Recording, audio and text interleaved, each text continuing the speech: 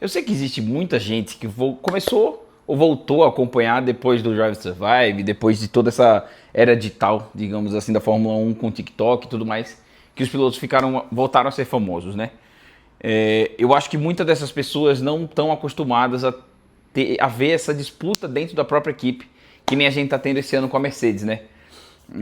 Só para dar uma relembrada, a gente teve justamente o próprio Hamilton em 2007, brigando com o Alonso, sua temporada de novato, que no final das contas acabou sendo prejudicial, porque quem sabe se não fosse essa disputa eles teriam sido campeões. No final das contas o Raikkonen acabou sendo campeão, né?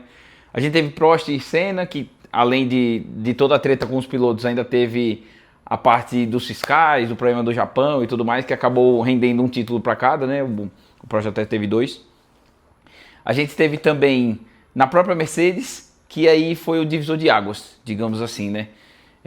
Eu acho que a partir dessa era híbrida, tornou-se um sonho da equipe ter um bom primeiro piloto e um bom segundo piloto.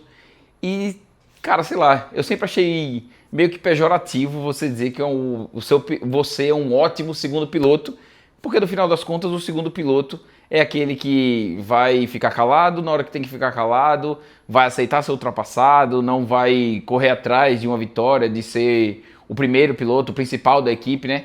E eu acho que o Bottas acabou sendo perfeito para isso, porque ele realmente era aquele que estava satisfeito onde estava, não falava muito, não brigava.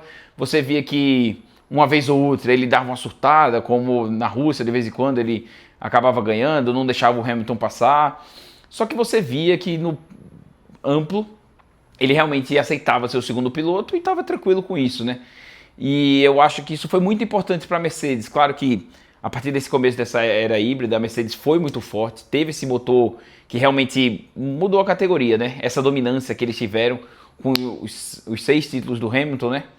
No final das contas, foi muito responsável para ele se tornar quem ele é hoje, né? Para ele se sagrar o campeão que ele virou hoje, né?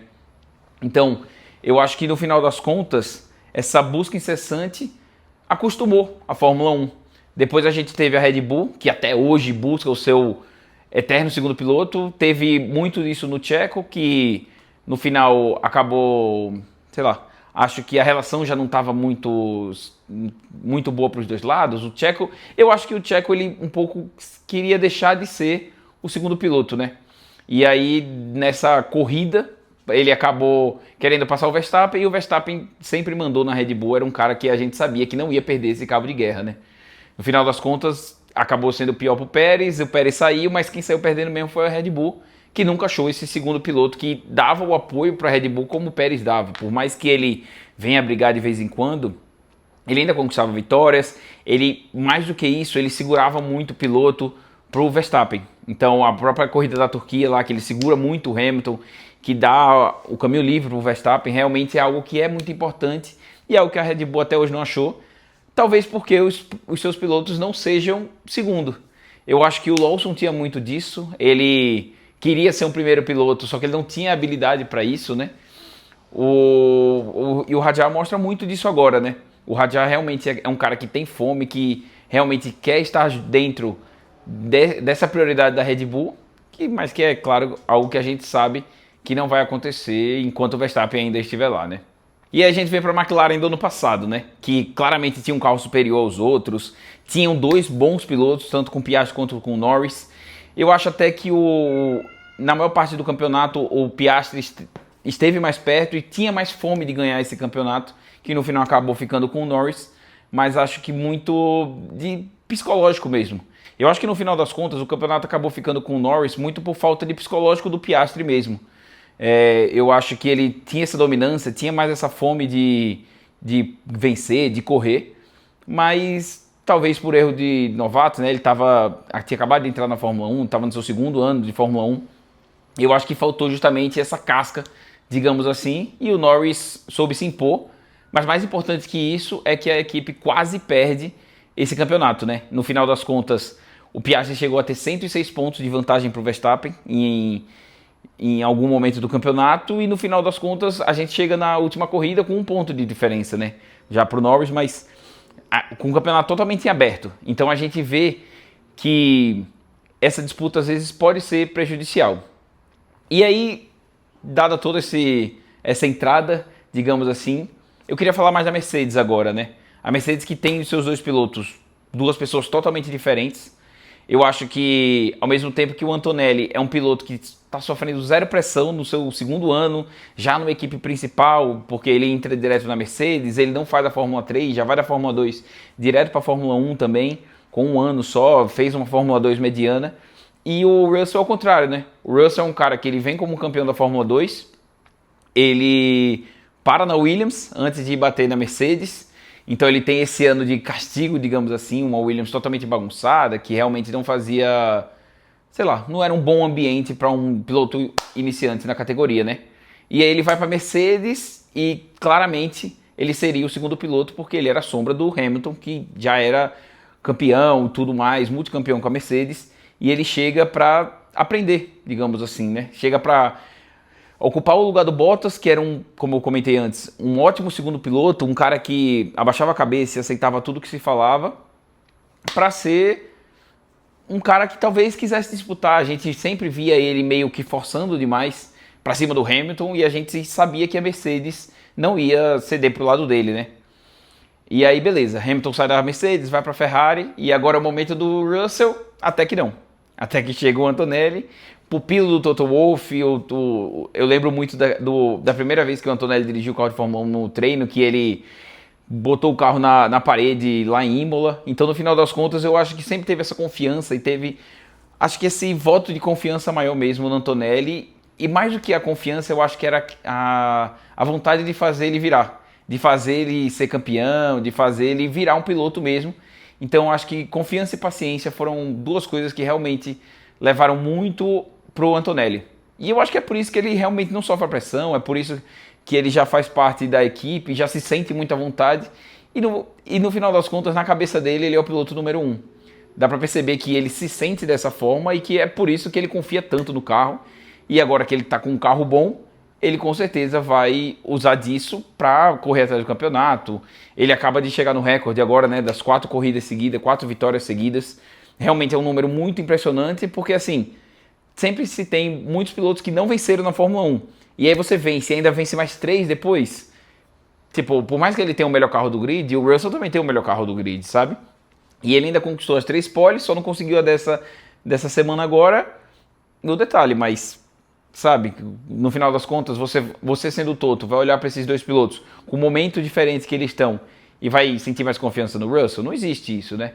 Então eu acho que sempre vai ser essa disputa, né?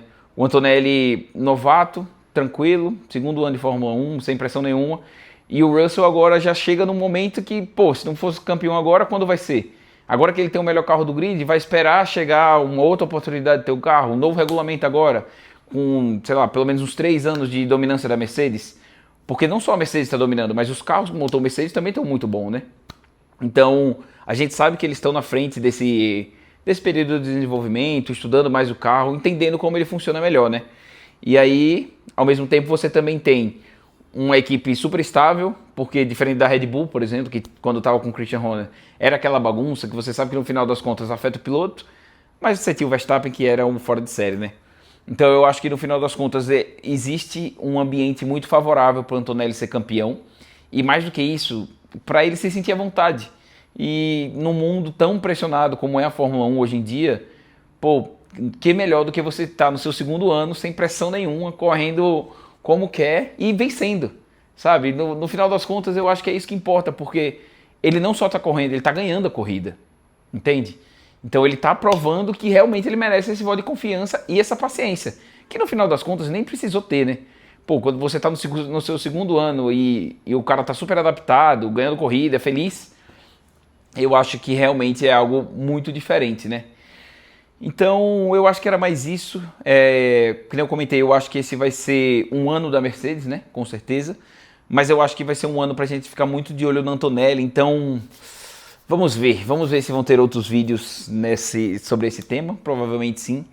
Eu acho que a sprint desse final de semana realmente foi o estopim dessa briga maior, o Russell jogando o carro para cima dele, e eu acho também que é uma prova ruim pro Russell. No final das contas, esse move dele na sprint, pô, Nem o Antonelli estava esperando isso, né? E a Mercedes está começando a não falar mais no rádio. Está começando a deixar eles brigarem, o que isso pode ser um perigo, visto a McLaren do ano passado, que foi deixando eles quietos até que teve que intervir, né? Então, eu acho que esse movimento do Russell foi arriscado, foi perigoso para ele, não só de batida, mas perigoso para a imagem dele, para a Mercedes parar e olhar, tipo, cara, o que você está fazendo? Por que você está forçando isso tudo? A gente está na 5ª etapa do campeonato, não precisa disso, a gente tem o melhor carro do grid, confia, fica tranquilo que sua hora vai chegar. Então, no final das contas, tem muito disso do Antonelli, né? Tem muito dele se tá acreditando nele mesmo e sem pressão. Então, ao mesmo tempo que é um mar de rosas para ele, no Russell tá tudo dando errado.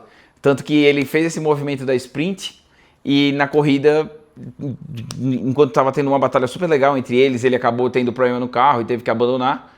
Mas eu acho que vai chegar a hora da Mercedes ter que escolher entre priorizar o Russell ou priorizar o Antonelli. E, cara, sinceramente, na minha opinião, eles têm que priorizar o Antonelli. Eu acho até pela forma psicológica que o Antonelli está lidando com isso tudo, lidando com essa não pressão, digamos assim, que ele não sofre, mas que era normal que ele sofresse, né? Então, é muito legal quando você vê um piloto 100% à vontade, assim, ele parece um menino super, super legal. Eu lembro que quando tem corrida na Itália, ele leva a turma da escola dele, no final das contas. Realmente é disso que fala, né? O jovem à vontade e vencendo. Se eu fosse o Toto Wolff, eu faria essa escolha e eu já priorizava de agora o Antonelli. Claro que ainda está muito no começo e eles têm o melhor carro, então não precisa fazer essa escolha agora, mas vira e mexe, ele vai ter que fazer essa escolha e eu vou vir aqui dizer, eu falei, ok? Então se você gostou desse vídeo, se inscreva no canal, deixe seu like, me siga no Instagram e no TikTok. Se você precisar por Embrasa Escuderia, assim como é aqui no YouTube, você vai me achar em todas as redes, tá bom? A gente se vê na próxima, até mais!